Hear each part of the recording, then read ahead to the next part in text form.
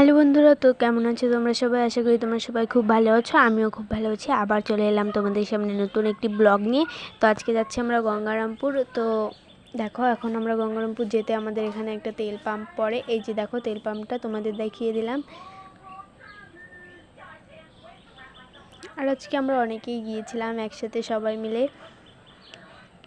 কিছু কেনাকাটা করার ছিল সবার। এই যে ভাই দেখো তোমাদের এখন টাটা করে দিচ্ছে, আর ওই যে ওটা আমার বর্মা হয়।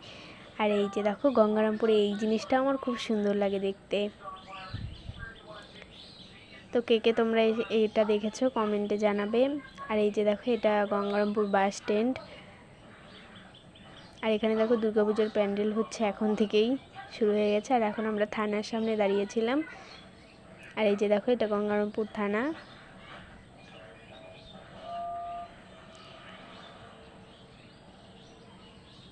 তো তারপরে আমরা চলে যাব